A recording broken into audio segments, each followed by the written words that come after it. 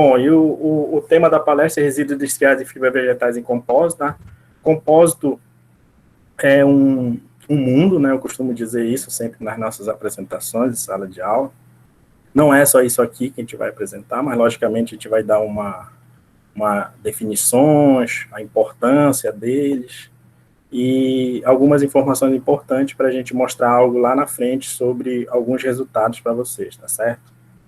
Então vamos lá. Para falar de materiais compostos, a gente tem que falar da evolução histórica dos materiais, né? E a gente sabe que essa evolução histórica da humanidade se confunde com a evolução histórica dos materiais, né? O homem, desde lá do início da civilização humana, ele já vem fabricando seus materiais, claro que de maneira rudimentar, né? Sem o conhecimento da parte técnica e científica, já veio desenvolvendo seus materiais por questão de sobrevivência, né? Desde os materiais naturais, tanto é que a evolução histórica da humanidade com a evolução, com o desenvolvimento dos materiais estão intimamente ligada, é que as idades históricas ficaram conhecidas também pelas idades dos materiais, né? Como, por exemplo, desde lá da idade da pedra, dos materiais naturais, idade da argila, né? Idade do cobre, do bronze, do ferro, o homem em si desenvolvendo suas ferramentas por questão de sobrevivência, né? Utilizando o processo de fabricação, mas volto a dizer, sem o conhecimento da parte técnica, né, científica, puramente rudimentar, e chega aqui com os avanços, né, do conhecimento, que já chega a parte se entrelaçando com a ciência e engenharia dos materiais, né? Que é isso? O avanço da caracterização dos materiais, né? Se vocês forem observar, aqui é um microscópio, a imagem, e isso daí já significa o quê? Uma das finalidades, ou a principal finalidade, me arrisco a dizer, das ciências e engenharia dos materiais, que é a correlação de quê? Da sua estrutura com suas propriedades, né? Claro, não esquecendo outros itens, como seu processamento, viabilidade, custo, e também não podemos esquecer, uma coisa que a gente vai enfatizar nessa apresentação, é a questão ambiental, tá certo, gente? A questão ambiental é muito importante e deve ser levada em consideração. Vocês, não sei se alguém já, com certeza sim, se deparou com a engenharia verde, né? Que é os materiais sendo processados, sendo caracterizados, apresentando as propriedades adequadas à sua aplicação, mas também não esquecendo a parte de sustentabilidade, a parte ambiental, no seu reprocessamento, parte de reciclagem, né, como um todo. E aqui nessa evolução, a gente chega na ciência e engenharia dos materiais, que são a época atual que nós estamos, né? Esse avanço aqui, ele é muito dinâmico, né, gente? Vocês são testemunha disso, né? A gente costuma dar exemplo aqui, normalmente, dos nossos aparelhos celulares, né? Que são verdadeiros computadores aí que nós temos com várias funções, e isso aí não para por aí, né? O avanço na área de informática também é muito grande. Avanços em todos os segmentos da atividade humana. Estamos cercados aí pelo avanço da ciência e engenharia de materiais. Claro que as outras áreas também têm suas contribuições, né? Logicamente, mas a gente está focando aqui principalmente para a ciência e engenharia dos materiais, tá certo? É só vocês terem uma ideia. Falei do exemplo do celular, né? O peso dos equipamentos, né? Como era há 20 anos atrás, por exemplo, e o peso que é agora, né? Sem perder a eficiência e até melhorando a eficiência e a funcionalidade, tá certo? A gente está falando isso para adentrar aqui na parte de materiais compostos, né? E com isso houve a evolução das várias classes dos materiais, né? Por isso que a gente trouxe esse gráfico aqui nessa imagem, tá certo? Esse gráfico aqui, ele apresenta a importância relativa dos materiais ao longo dos anos, né? Não deixa de ser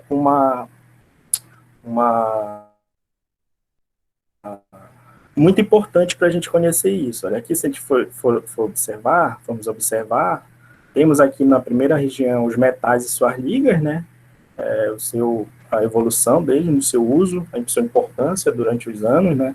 E eles vão continuar, gente, sendo os mais aplicados por questões de propriedade, realmente, né? Funcionalidade, tá certo? Mas aqui o que eu quero chamar a atenção são nessas duas regiões aqui dos polímeros e dos compósitos, né? Tem os cerâmicos também aqui, né? Com relação à evolução da importância deles ao longo dos anos.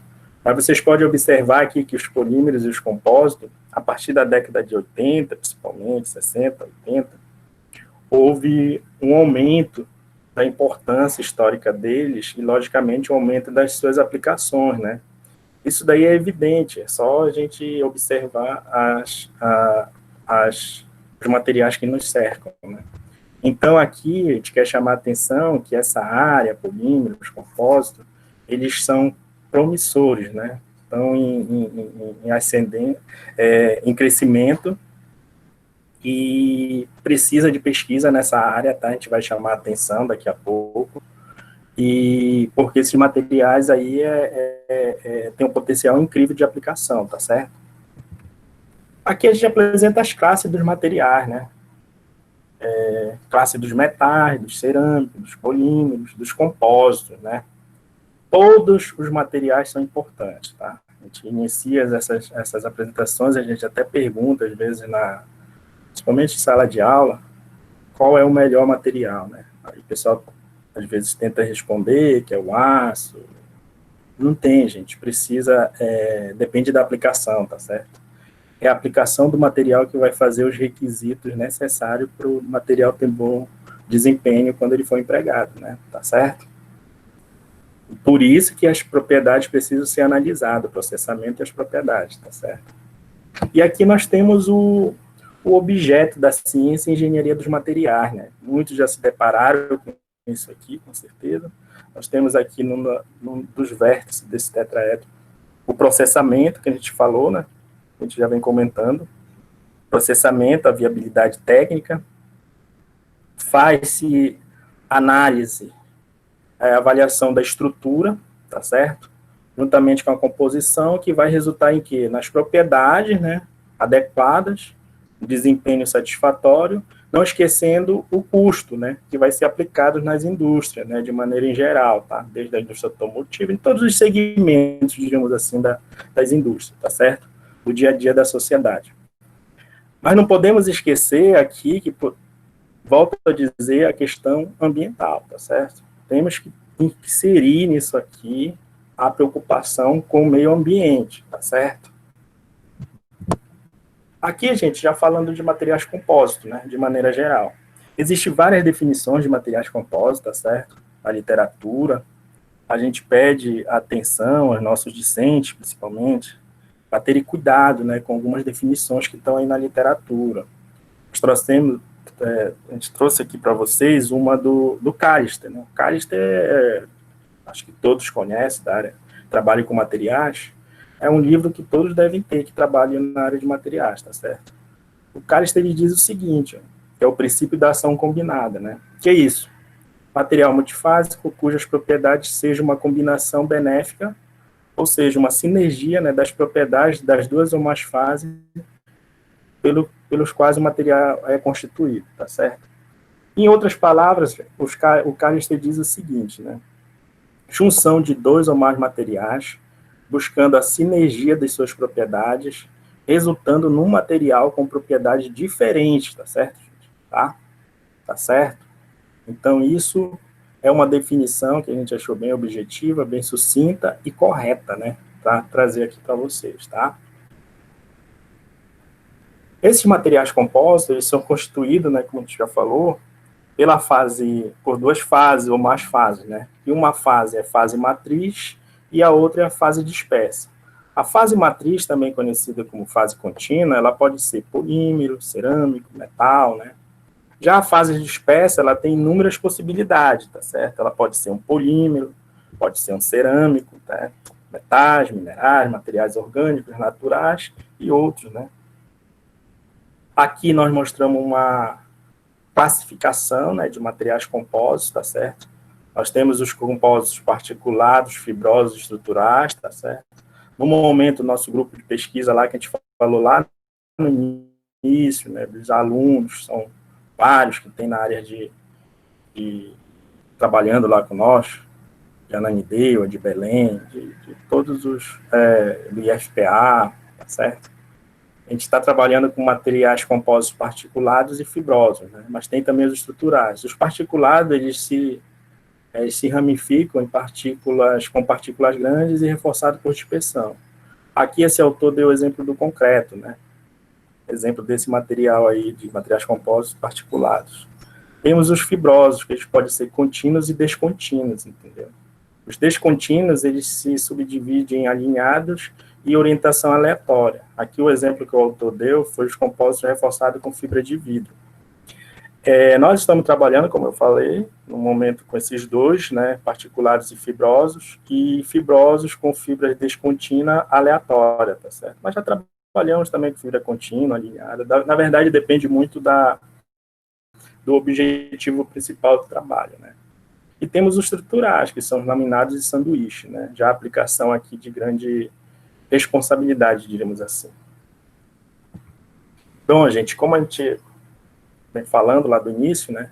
O composto ele é construído pela fase matriz ou aglutinante, mas a fase reforço ou enchimento, né? Que vai resultar nas características finais dos compostos, tá certo? Cada fase dessa tem uma função, né? Por exemplo, a fase matriz e o aglutinante, ela tem a função de proteger as fibras ou os resíduos, né, dependendo do que se está inserindo, e manter esse reforço, ou essa carga, né, coesa, com uma configuração estável, né. Como a gente já falou, a fase matriz ela pode ser polimérica, metálica, cerâmica, né. E temos a fase reforço ou fase de enchimento, que uma das suas finalidades, ou a sua principal finalidade, é resistir aos carregamentos mecânicos, resistir aos esforços mecânicos, né? E essa fase, ela pode ser fibrosa, né? Que ela vai ter vários tipos, né? Dessa fase fibrosa, ela pode ser polimérica, cerâmica, metálica, de carbonos naturais, né? Ela pode ser particulada na forma de floco, na forma de filamento, né? Tudo isso aqui vai ser responsável para influenciar de maneira direta as propriedades finais do compósito, tá certo, gente? Então, esses constituintes, as características desses constituintes vão ser crucial para você analisar as propriedades finais do compósito fabricado. É isso mais ou menos que o autor está falando aqui, ó. E materiais compostos, né, são materiais que possuem diferentes aplicações que envolvem diversas propriedades. Que propriedades são essas? Inúmeras, né?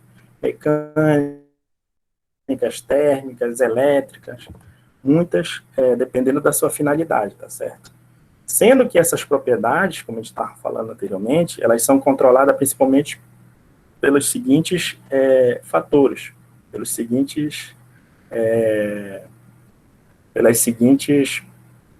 funcionalidades de cada material constituinte, né? Que vai, por exemplo, das propriedades individuais de seus constituintes, tá certo? Da sua distribuição dentro da matriz, né? Da sua dispersão também é importante. Sua forma e tamanho também vai influenciar diretamente nas propriedades finais do compósito, do tipo de interação entre as fases. Repare só que está em vermelho, não é à toa, né? Que é de extrema importância isso aqui. A interface fibra-matriz, resíduo-matriz, seja qual material que você está inserindo na matriz, né? O processo de fabricação também adotado vai influenciar nas propriedades finais, tá? Esse processo de fabricação vai ramificar aqui esses elementos, né? Esses temperatura, tempo, pressões, umidade, taxa de aquecimento e resfriamento, tá? Então, tudo isso aqui vai influenciar diretamente as propriedades finais do compósito, né? Aqui na imagem inferior, nós podemos observar os diferentes tipos de configurações possíveis para cada reforço, para a fase reforço. Fibras contínuas, fibras curtas aleatórias, fibras curtas orientadas, fibras bidirecionais, né? Flocos, em forma de flocos aqui, os resíduos particulados, né? Partículas esféricas, e aqui ele está enfatizando novamente da influência direta nas propriedades finais do compósito, tá certo, gente? Então, essas características aí de cada constituinte dos compósitos vai ter influência direta nas propriedades, né? Aqui, olha, aquilo que estava em vermelho lá no slide anterior, a natureza da interface entre a fase matriz e a fase dispersa. Aqui, gente, nós temos imagens de MEV, 5 imagens de MEV. O MEV, né, eu acredito que tem aluno aí discente aí que esteja iniciando o curso, é microscópio eletrônico de varredura. Um instrumento muito, muito, muito importante para caracterizar materiais, né? Essa aqui o MEV, ele é de extrema importância para a caracterização de materiais. Né? Então, aqui nas imagens superiores, tá? Onde eu estou passando o mouse, espero que você esteja visualizando, nós temos um exemplo aqui de um compósito com fibra de vidro, onde na primeira imagem nós temos uma baixa aderência entre as fibras e a matriz, tá? Fibra de vidro, tá certo, gente? Se formos observar, nós temos aqui a fibra exposta, ou seja, não houve uma boa ancoragem entre a fibra e a matriz, tá certo? Não houve uma boa molhabilidade, não houve uma boa adesão, tá certo? E na imagem ao lado, nós já temos um exemplo de um compósito com alta aderência entre a fibra e a matriz. Ou seja, houve uma boa ancoragem, houve uma boa adesão. Se formos observar na imagem, talvez isso não esteja nítido para vocês, mas as fibras estão imersas à matriz, né? Então houve essa boa compatibilidade. E isso vai resultar nas propriedades finais do compósito, principalmente propriedade mecânica, né? Se houve uma alta aderência entre a fibra matriz, a tendência é que as propriedades mecânicas sejam com bom desempenho, né? Já se houve uma baixa, pode ser que vá depreciar essas propriedades, né? Mas depende também de outros fatores, né? E na imagem ao lado aqui, nós temos um desenho esquemático. O MEV, gente, ele faz análise estrutural, né, macro e micro dos materiais, e uma das suas funções, né, ele faz outras também, mas e ele faz análise também da superfície fraturada em compósito, né, a gente utiliza ele também para isso, além de análise estrutural, morfológica, a gente utiliza o MEV para verificar a fractografia do material. O que é isso? O estudo da fratura, né? A gente vai na superfície fraturada, faz análise do MEV, porque nessa superfície fraturada dos compósitos, ocorrem os fenômenos chamados mecanismo de falha, né? E são característicos, por exemplo, dos compósitos reforçados com, por exemplo, aqui tem um exemplo do compósito reforçado com fibras, e os mecanismos de falha característicos desse tipo compósito, né? Por exemplo, aqui está tudo enumerado, né? Os fenômenos que ocorrem. Por exemplo, nós temos o arrancamento de fibra, nós temos a ponte de fibra. O arrancamento de fibra, por exemplo, quer dizer que não houve uma boa adesão da fibra matriz, tá certo? Não houve uma boa ancoragem, ou houve uma ancoragem ineficiente, tá certo? Já as pontes de fibra, por exemplo, indicam que houve já uma boa adesão, descolamentos de fibra da matriz, ruptura das fibras. A ruptura da fibra também indica que houve uma boa ancoragem dessa fibra matriz, tá certo? E outros fenômenos, né, como trincamento da matriz, fibras descoladas da matriz, indica que não houve. Fibra ficou disposta na seção transversal ao carregamento. Tudo isso vai ter influência direta nas propriedades finais do compósito, tá certo, gente? E também dá para se observar no MEV a questão da distribuição, como foi a distribuição da fibra, como está essa superfície fraturada, se ocorreu uma fratura frágil ou uma fratura dúctil, né? Aí já tem que ter um conhecimento um pouquinho mais avançado de mecânica da fratura, mas nada que todo mundo só basta estudar que consegue. Então o MEV, gente, vai dar muitas respostas do material para a gente, tá certo? O MEV é de extrema importância nas análises dos materiais, né? Aqui nas imagens inferiores, nós temos exemplos de compósitos com resíduos, né? Nos compósitos com resíduos também, né? Vai verificar, o MEV vai ser responsável para verificar se o material tem defeitos de fabricação. Aqui também, nos compósitos com fibra, né? Se apresentou vazios, bolhas, se houve uma boa dispersão dos resíduos na matriz polimérica, uma boa distribuição e dispersão, né, que é importante, se houve sedimentação do material, tá certo?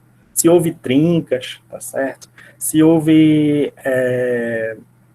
superfície fraturada lisa, se houve uma superfície fraturada desorganizada, vai ver, então o MEV são várias e várias análises que pode se fazer com MEV no material, tá certo? E em compósito isso não foge a risca, né? Ele vai realmente dar muita resposta para a gente a análise do MEV. Nessa imagem aqui, que eu estou passando o mouse sobre ela, nós temos aqui um compósito com lama vermelha, isso daqui é uma partícula, né, de lama vermelha, e ancorado numa matriz polimérica. Aqui está sendo verificada se houve uma boa adesão da partícula com a matriz, tá certo? Então, o MEV é muito importante, gente, tá? Nessa análise da estrutura do material e correlacionar com suas propriedades finais. Como nós falamos, ó, da geometria da fase dispersa, também vai ter influência direta, né, nas propriedades finais do compósito. De que maneira? Através da sua concentração, do seu tamanho, da sua forma, da sua distribuição, da sua orientação, tá certo? Então, tudo isso precisa de quê? De várias pesquisas, de muitas pesquisas, para se analisar todos esses fatores, né? E tem outros fatores ainda, além desses aqui, a gente está falando só dos principais, tá certo? E o que a gente adianta para vocês é que quantidade em compósito não quer dizer qualidade, tá certo? Então, muitas das vezes a gente tem aquela falsa impressão de, eu vou inserir bastante material aqui, que eu vou ter propriedades elevadas. Nem tanto, né? Não é isso aí. Precisa se fazer vários tipos de análise. Para resultar no material com o quê, gente? Com processamento viável, né, a manufatura, viabilidade técnica, né, para resultar no material com boas propriedades, né, com bom desempenho, tá certo? E uma viabilidade técnica e econômica também, né, uma viabilidade técnica, econômica, propriedades com bom desempenho. Colocaríamos aqui, eu não coloquei, mas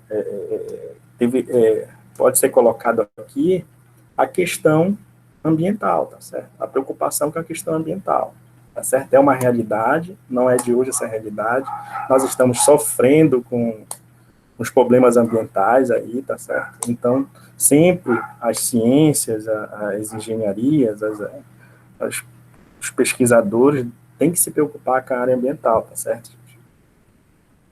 Aqui nós temos um exemplo, olha, de aplicação de materiais compostos, né, como a gente falou lá no início, é uma área promissora, é uma área aí que precisa ser bastante estudada, mas ela já é bem empregada na indústria, né, compostos de maneira geral, tá? Só um exemplo aqui desse Boeing, 50% dele, não vamos falar de todos os itens, porque aqui a gente quer só demonstrar que 50% dele é de materiais compostos, tá certo?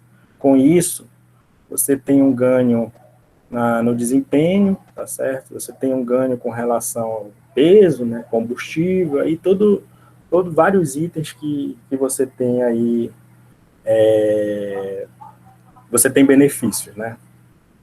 E os compósitos sintéticos, digamos assim, as fibras mais utilizadas são as fibras sintéticas, né, logicamente. E essas fibras a gente resolveu trazer aqui novamente, porque a gente sabe que alguns alunos nunca ter se deparado com algum tipo dessa fibra, que são as fibras de carbono, de vidro e de aramida, né? Essas fibras têm alto desempenho, principalmente a fibra de carbono e aramida, né? Um custo um pouco elevado, porém, né, o seu desempenho, diríamos assim, compensa o uso delas, tá certo? A fibra de vidro, ela tem vários tipos, né?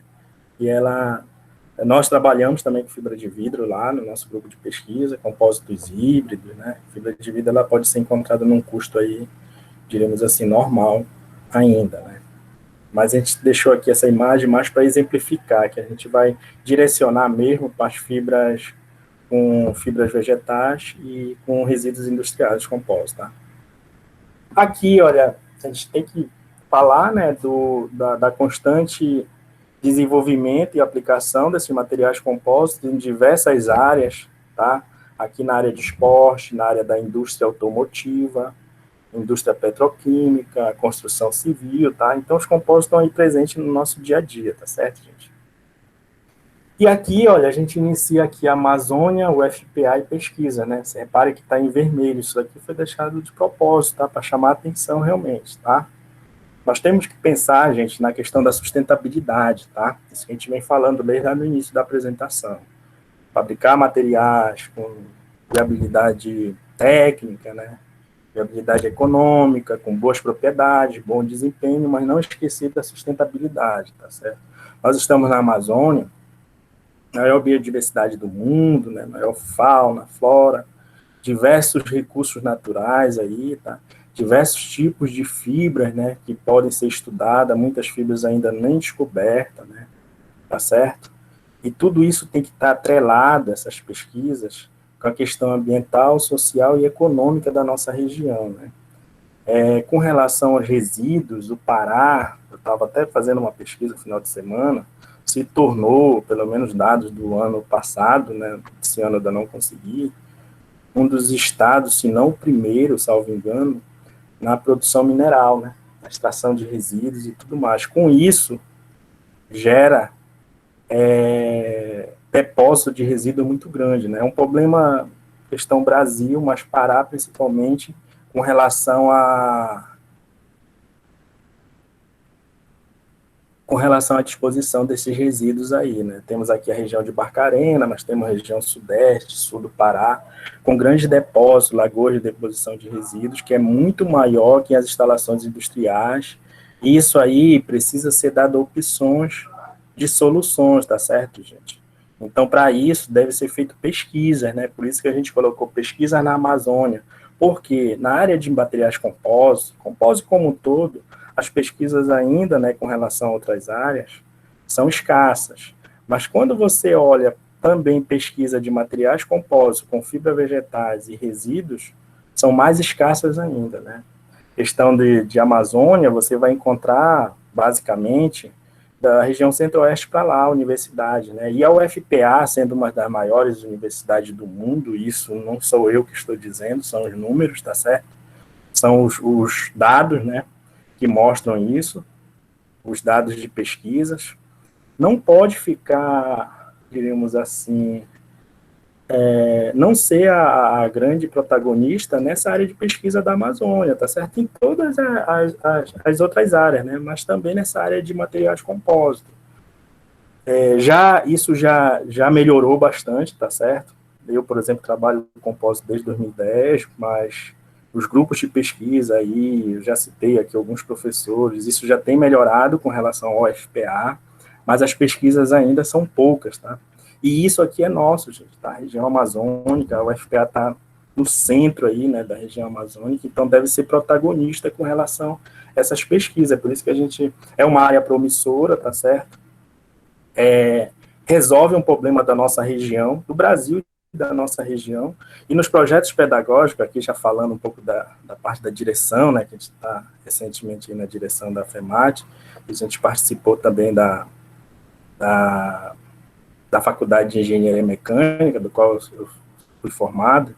Nos projetos pedagógicos do curso estão lá, né, referente o quê? Formar profissionais com competência e habilidade, não necessariamente nessas palavras, competências e habilidades de resolver problemas da nossa região. Né? Então, isso aqui é um problema da nossa região, de disposição de resíduos, precisa ser resolvido, precisa ser dado opções de solução, essa que é a verdade, tá? Se cada um fazer sua parte, com certeza nós teremos êxito, né, no futuro próximo, tá certo? Então, com isso, com o desenvolvimento dessas pesquisas, eu estou falando de resíduos, de fibras, mas existem outros, né, recursos naturais aí que pode ser outros tipos de resíduos aí também que pode ser empregado em materiais, tá? E em outras pesquisas, né? Resultando em um material com boas propriedades, e, logicamente, provando, isso a gente já vem provando há alguns anos, né, que esse material pode ser aplicado em determinadas áreas da indústria, tá certo, gente? E também, região amazônica, você provando, como já é provado, né, e essas fibras vegetais, esses resíduos podem ser empregados em alguns setores da indústria, respeitando suas características, né, você está também fazendo desenvolvimento social e econômico, né, gerando uma fonte de renda local ali para a população que faz a extração de fibras, por exemplo, né, então vai ter um desenvolvimento local onde todo mundo ganha, né, essa que é a verdade, tá, e além de você estar fazendo um material com boas propriedades, né, viabilidade técnica e econômica e preocupado com a questão ambiental, a engenharia verde, tá certo? Aqui nessas imagens, gente, nós temos aqui os resíduos de lama vermelha, né, resíduos de caulina. Infelizmente, esses resíduos, né, como a gente falou, os depósitos deles nas lagoas de deposição, resulta em tragédias, né? Aqui, eu acho que só de lembrar Brumadinho e Mariana aí, né? Infelizmente, aconteceram e isso deve ser evitado, entendeu? Aqui a gente trouxe uma imagem de resíduos de lama vermelha, numa tragédia também lá na Hungria, né? Então, a gente mostra isso daqui, essas imagens um pouco até chocantes, mas que devem ser mostrada para tentar fazer com que as pessoas, eu digo desde lá da parte governamental até chegando na parte de operacional, né, solucionar esses problemas, tá certo? E nós podemos dar essa contribuição com as nossas pesquisas, né, tá certo? Mostrando que eles têm uma opção de emprego, tá certo? Aqui nós mostramos de resíduo de caulina, tá certo? O vazamento aí na região de Barcarena, e aqui uma imagem de fibra vegetais para exemplificar a variabilidade, a grande variabilidade de fibra vegetais na região amazônica. Se vocês forem observar aqui na região de Barcarena, se vocês entrarem daqui a pouco na imagem do Google, vocês vão ver as lagoas de posição muito maior que as instalações industriais, né? Ou seja, eles não têm aonde colocar mais esse resíduo, né? Claro que vão aumentando as lagoas, vão fazendo outras lagoas, mas precisa de solução isso. Isso é para ontem, tá certo, gente? Na verdade, isso já devia ser feito lá há muito tempo atrás, mas ainda assim temos que fazer, temos que demonstrar também agora. Lá no grupo de pesquisa, nós estamos trabalhando com mais de 10 tipos de resíduos, tá certo, gente? Eu me arrisco a dizer que estamos trabalhando entre 15 a 20 tipos de resíduos, né? Nossos alunos são bastante esforçados e inteligentes também, né? Eles estão trabalhando com vários tipos de resíduos, tá? Desde resíduos de cinza volante, resíduos de mármore e granito, resíduos de madeira, tá? Resíduos de cobre, o RCD, que é o resíduo da construção e demolição, tá? Esses resíduos chegam até nós de maneira bruta, né? De maneira grosseira. Vocês podem observar aqui, né, que antes das setas nós temos a maneira como o material chega até nós, né? E após a seta, da maneira como o material é trabalhado, tá? Esses materiais, eles são cedidos, né? Todos eles, doados, tá? Eles chegam até nós, passam por um processo de secagem, desagregação, comunição, peneiramento, até chegar nas granulometrias de uso, né? É isso que está mostrado aqui nas imagens, né? Então, nós temos aqui os resíduos de lama vermelha, cinza volante, caulina, cobre. Trouxe a imagem só de alguns, tá certo, gente? Por causa do tempo, né, da apresentação, mas, como eu já disse, a gente trabalha com mais de 15 tipos de resíduos aí. Resíduo de mármore e granito, o RCD, a madeira, a escória. Resíduo de madeira, né, só abrindo parênteses aqui, é um problema da nossa região metropolitana gravíssimo, né? Os pequenos processadores desse material aí despejam esse material no rio à noite. Não tem fiscalização, né, também. E aí poluindo aí o meio ambiente. E fibras vegetais naturais, nós estamos no momento trabalhando também com mais de 10, tá? De novo aqui nas imagens, a imagem antes da seta mostra a fibra como ela é encontrada na natureza, né, plantações, tudo mais. E após a seta, a fibra extraída, né? Essa extração, na grande maioria das vezes, é manual, tá certo? Porque o nosso grupo de pesquisa, a gente não falou lá no início, mas ele tem o quê? Algumas finalidades. Qual é? Trabalhar com materiais naturais, né? Recursos naturais, resíduos, tudo mais. Questão ambiental atrelada, né? Baixo custo, você envolve o mínimo de processamento tecnológico e para resultar no material com boas propriedades. E graças a Deus a gente tem conseguido, né? Dessa maneira. Então, essas fibras aqui, elas são extraídas manualmente, dá um trabalho realmente. Tudo isso daqui, de fibra, de resíduo, tem um trabalho muito grande com relação a eles chegarem chegarem no nível que a gente quer aplicar eles no compósito, né? Então, nós temos aqui exemplo de fibras de bambu, fibra de curauá, fibra de sisal, fibra de malva, fibra de juta, fibra de piaçava, fibra de coco, de bananeira, tá? Nós temos já trabalhando também com fibra de babaçu, aí tem aluno de mestrado e uma moça da graduação que está trabalhando com a extração de fibra de bambu, tem um pessoal que está trabalhando com fibra de abacaxi também, né? Tem já planos de trabalho para o pessoal com fibra da cana-do-açúcar, fibra do açaí, tá certo? Na verdade, tem uma grande variabilidade aí de fibras que a gente pode utilizar. Aqui, gente, já falando um pouco da pesquisa, né, em si. Utilizamos como matriz a resina poliéster, né, no nosso trabalho, juntamente com o quê? O iniciador e esse acelerador de cobalto, né? Por que utilizamos essa resina? Baixo custo, boas propriedades e boa trabalhabilidade, tá certo? Por isso que utilizamos ela. Nós temos aqui, essas imagens aqui são repetidas, né, lá do início da apresentação, os resíduos que a gente vai mostrar alguns resultados deles, né? Que são resíduos na figura A, B e C, na sequência. Nós temos o resíduo de lama vermelha, caulim e cinza, né? E abaixo, nas imagens inferiores, nós temos a maneira como...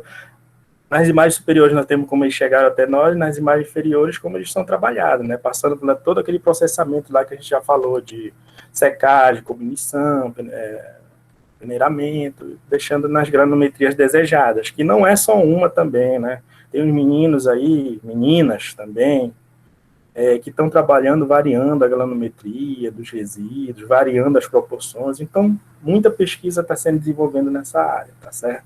Mas ainda se precisa fazer muitas outras, né? Aqui são as fibras, olha, as fibras que a gente vai mostrar aqui, alguns resultados, são a fibra na figura A de sisal, B, malva e C, juta, né? Essas fibras aqui foram doadas, tá certo? A fibra de sisal foi comprada no comércio de Belém, mas sempre pensando naquilo, baixo custo, né? Tem que ser fibras... E essas fibras vegetais, elas são bem em conta, tá?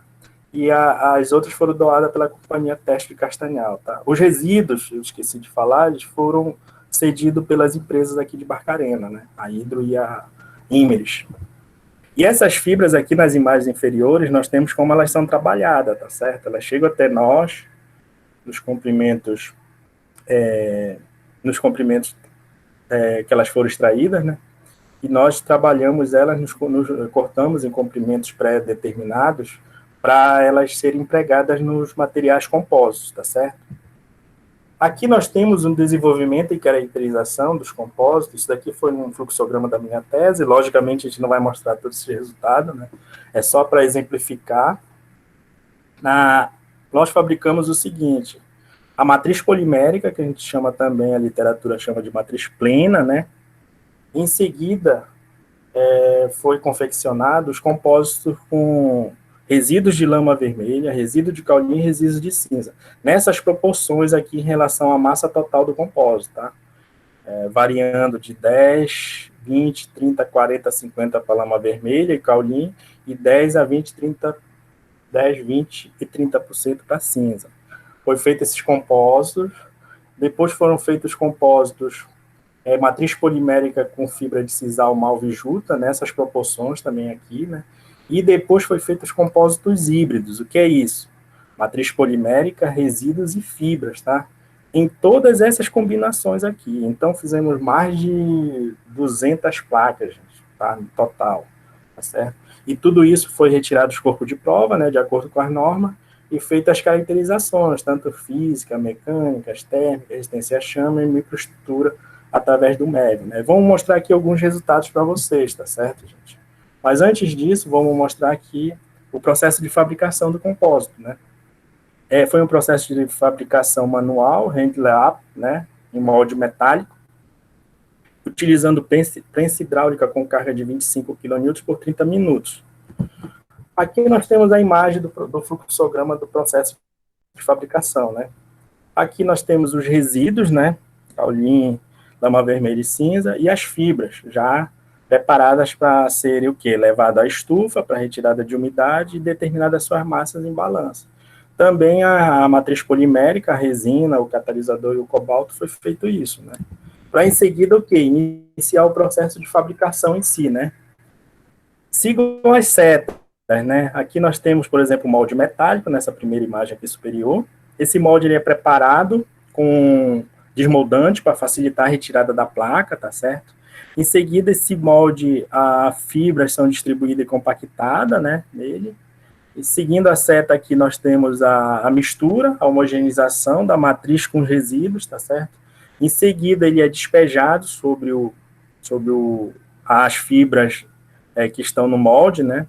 Tá certo? São vazadas. Em seguida, esse molde metálico ele é fechado, levado à prensa, né? Pelaquela força lá, pelaquela carga lá de 25 kN por 30 minutos. Em seguida, esse material, as placas são retiradas, né? Do molde e levado para o corte dos corpos de prova de acordo com as normas ASTM e NBR utilizadas, né?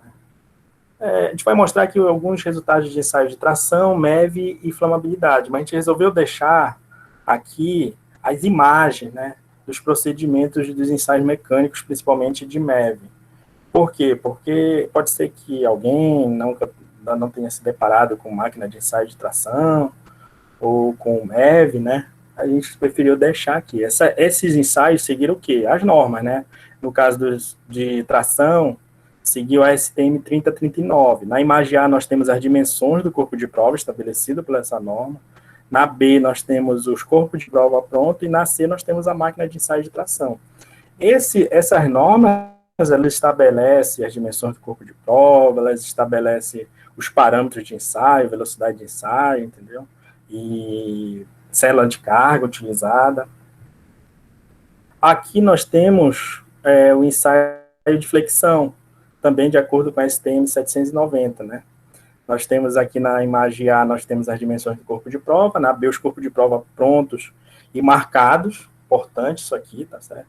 Aqui também tem imagem de 3 corpos de prova, né, gente? A norma também, ela estabelece o número mínimo de corpo de prova, mas no nosso grupo de pesquisa nunca a gente fica no limite do corpo de prova, sempre a gente está acima, né? A norma estabelece, salvo engano, 5 corpos de prova, a gente fabrica 8, 10 corpos de prova, mas também preocupado de não ter desperdício de material, tá certo? A gente faz um plano de experimento antes, né?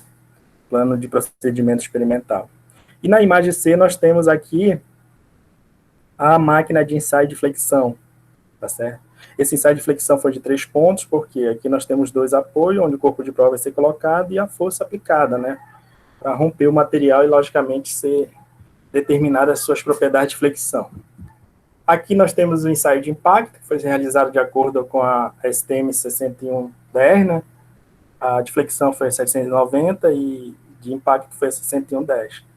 Na figura A, nós temos as dimensões do corpo de prova, na B, os corpos de prova, pronto, né? E aqui nós temos a máquina de ensaio de impacto, tá certo? Ensaio de flamabilidade foi a STM 635. A imagem A, nós temos o ensaio de flamabilidade na horizontal, desenho esquemático. Na B, na vertical. Na C, nós temos as dimensões do corpo de prova. Na D, nós temos os corpos de prova prontos, né, para serem ensaiados. Aqui nós temos o MEV, que a gente falou desde lá do início, o microscópio eletrônico de varredura, tá? Essa parte aqui, ó, espero que vocês estejam vendo aqui o mouse, tá? Do MEV. E nós temos o sistema de aquisição aqui das imagens, né? Aqui nós temos outro equipamento, que é o EDS também, de caracterização do material, né? E aqui, chegando nos resultados, nós temos aqui, trouxemos só a caracterização. As fibras foram caracterizadas, os resíduos e os compostos, né? Logicamente, foi feito o trabalho completo. Mas aqui vamos mostrar só, por exemplo, da fibra, só para... Ela é representativa para as outras fibras vegetais, né? As fibras foram caracterizadas física, mecânica e microestruturalmente. Nessa tabela, na primeira linha, nós temos os resultados encontrados nessa pesquisa, né? E nas demais linhas são comparação com a literatura. Então, foi determinado o diâmetro, massa específica, resistência, tração, alongamento, e chegou à conclusão que essa fibra, tanto de sisal como malvejuta, essas fibras, elas estão no mesmo patamar, né, das outras fibras vegetais, ou até superiores, como é o caso aqui da resistência à tração. Isso demonstra que o potencial de aplicação dessa fibra aí, de sisal, né, mas eu volto a dizer, vale para a fibra de malvejuta, que foram trabalhadas nessa pesquisa, o potencial de aplicação delas no emprego de materiais compostos, certo? Aplicados a materiais compostos. Nós temos aqui a caracterização microestrutural, né, da fibra de sisal. Temos aqui na imagem a fibra embutida na matriz, para mostrar o formato dela de forma elíptica, tá certo? Na figura B, nós temos a exposição das microfibrilas ou fibras elementares, né, que é característica das fibras vegetais e responsável a quantidade de fibras, de microfibrilas ou fibras elementares, são responsáveis pela grande variabilidade das propriedades das fibras vegetais, tá certo? É uma característica das fibras vegetais, essas microfibrilas, tá certo?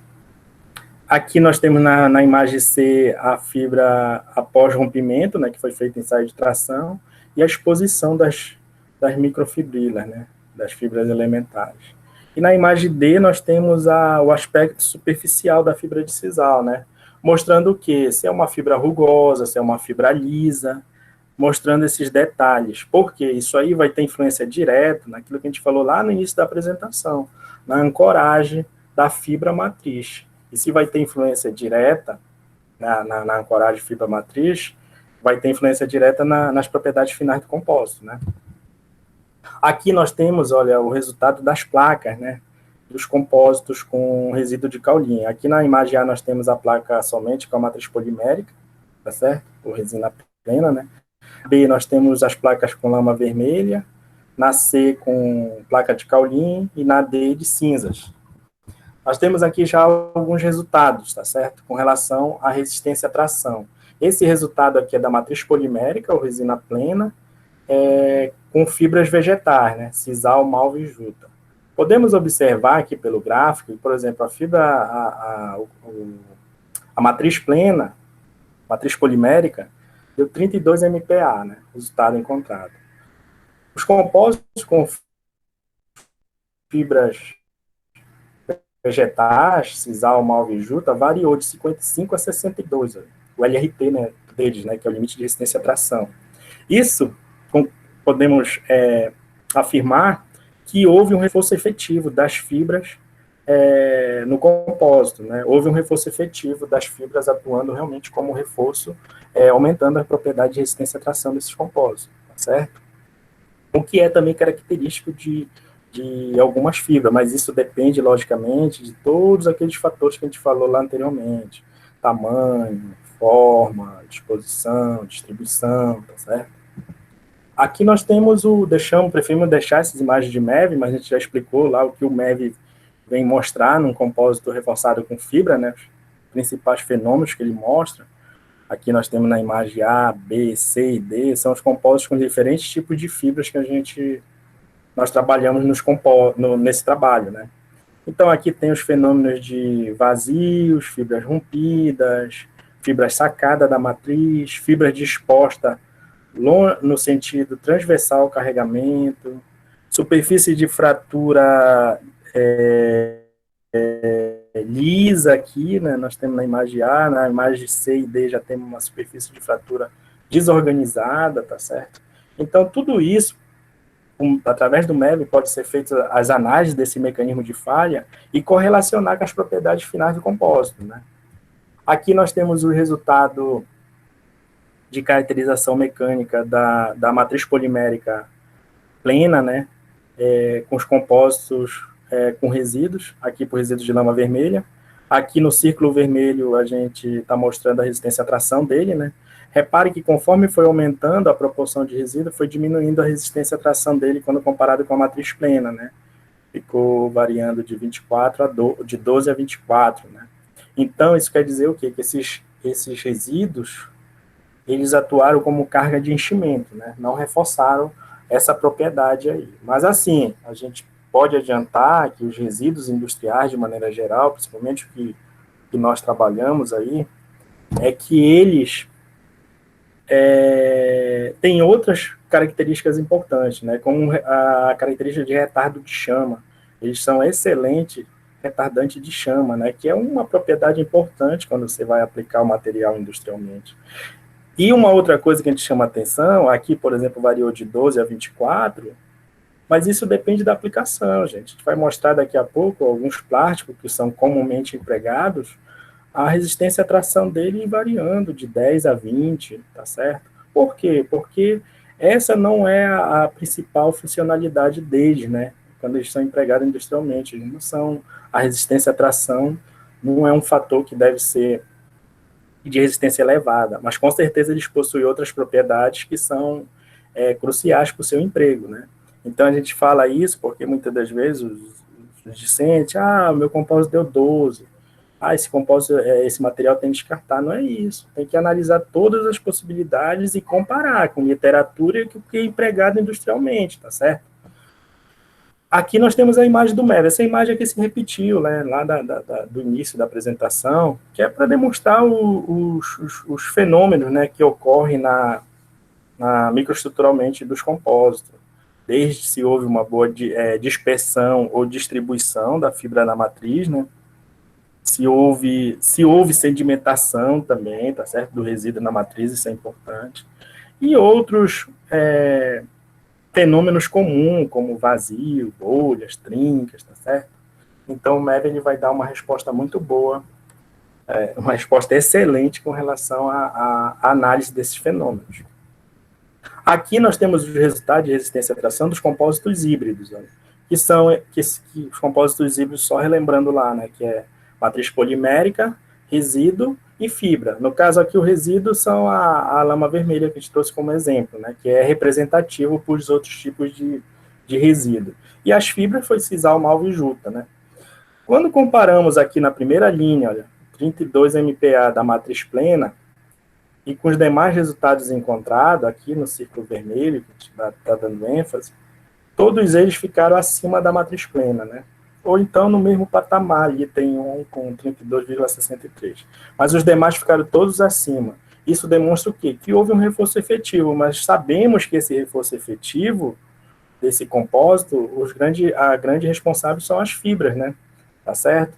Então variou aqui a resistência à tração deles, mas no geral eles atuaram como um reforço efetivo, tá certo? Tá aqui as análises do MEV, né, desses compósitos, a gente deixou todas as imagens, mas só para demonstrar que houve fibras rompidas, a distribuição também da fibra, houve bolhas, vazios, entendeu? Houve bolhas e vazios, defeitos de fabricação, tá certo? Houve fibras sacadas da matriz, né? Houve fibras sacadas da matriz, houve superfície fraturada lisa, superfície fraturada desorganizadas, houve fibras no sentido também do carregamento, isso é importante, que isso vai aumentar a resistência, e houve fibras também, né, na disposição transversal ao carregamento. Então, gente, isso daqui a gente poderia ficar discutindo aqui por várias e várias horas, né, que são muitos fenômenos, mas a gente quer só mostrar os principais aqui que ocorrem e a grande importância do MEV para fazer a correlação, o que é ciência e engenharia dos materiais, né? A análise estrutural correlacionar com suas propriedades. Aqui nós temos a comparação, olha, quando comparado com materiais empregados, já empregados na indústria, né? Tá certo? Nós temos aqui a resistência à tração dos compósitos com resíduos e fibras, né? Os compósitos híbridos encontrados nesse trabalho aqui, nessa primeira linha, que variou entre 32 e 63 MPa.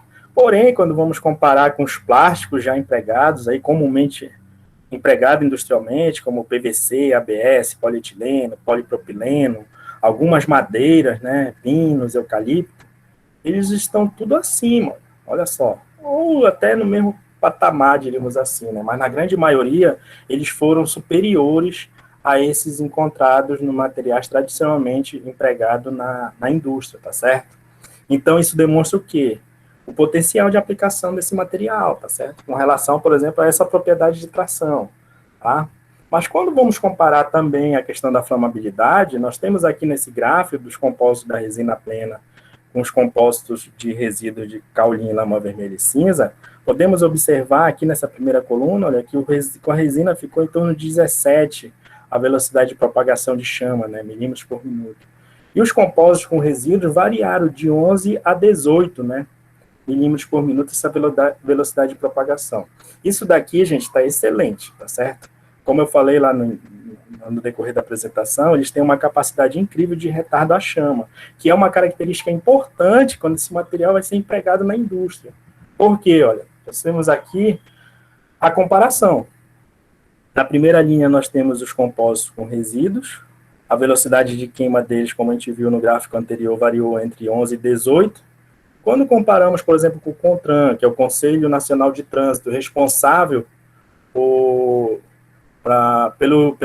emprego do revestimento interno de veículos automotores. Esse CONTRAN, ele faz exigências, são normas, né, que tem que ter no máximo 100 milímetros por minuto.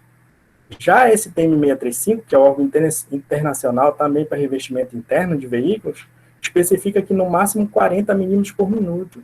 Olha só como está os nossos, o máximo 18, entendeu? Então, por isso que a gente falou, são resultados excelentes, né? Isso daqui foi feito, mas a quantidade de corpo de prova, gente, isso daqui a gente faz muito, entendeu? Nós temos aqui, comparado com os plásticos, né, tradicionalmente utilizados, PE, o PET, ABS, tudo com velocidade de resistência à chama superiores, né? Algumas madeiras também, né, que são empregadas na indústria, construção civil, principalmente. Então, os nossos compósitos aí apresentaram, com relação à retardância à chama, velocidade de queima, resultados excelentes, tá certo? E com isso, gente, a gente conclui, né, que esse material, claro que isso daí é uma conclusão da tese toda, né, mas mesmo com esses resultados aqui apresentados, que o material possui boas propriedades, quando a gente compara com a literatura e materiais tradicionalmente usados na indústria. Para possíveis aplicações, como paredes divisórias, forros, calha, né, revestimento interno, de maneira geral, e outras aplicações nessa natureza. Além de que, deixamos aqui em vermelho, desenvolver um material de apelo econômico, social e ambiental da região amazônica. Não esqueçam disso, tá, gente? Tudo que vocês estiverem fazendo na área de materiais, claro que é importante, a parte técnica, é importante não, é crucial, a parte técnica, propriedades, desempenho, custo, mas não esqueço da questão ambiental, tá certo? Aqui algumas aplicações, olha, desses compostos com fibras vegetais, fibras de piaçava aqui, vassoura, aplicações tradicionais, né, algumas delas, piaçava em cobertura, mas aqui já tem uma aplicação, assim, já diríamos, complexa, que as fibras de juta no skate, fibras de curoá no revestimento interno de piscina, fibra de bambu no revestimento interno de residências. As fibras vegetais também, elas possuem uma característica de um atrativo que é a sua beleza estética, né, para aplicações. Aqui nós temos a fibra de curoá no capacete, né, de ciclista, a fibra de bambu nós temos aqui na parte externa do celular, né, fibra de madeiras, pinos e eucalipto na cobertura de residência, tá certo? Fibras de sisal e curoá no revestimento interno de automóveis, né, essa parte aqui interna dos automóveis, tudo com fibras vegetais. Então, é uma área aí promissora, né, precisa ser mais estudada, mais pesquisa, tá? Todas as áreas são importantes, materiais compostos também não deixa de não ser, e compostos com fibras vegetais e resíduos também. Sempre não esquecendo de quê, gente? Da sustentabilidade e engenharia verde, né?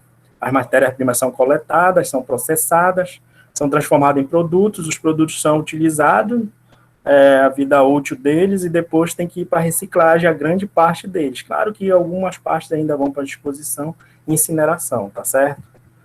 Nós queremos agradecer mais uma vez o convite, deixar aqui nossos contatos, parabenizar pelo evento e deixar uma mensagem aqui. O pessoal que trabalha com a gente sempre tem essas mensagens que a gente fala para eles, né? E essa aqui eu utilizo muito, Para vocês conseguirem seus objetivos, vocês precisam acreditar no potencial de vocês e acreditar em suas crenças. No meu caso, eu acredito em Deus, né? E em vocês mesmos, que as coisas acontecem, tá certo? Obrigado aí, tá?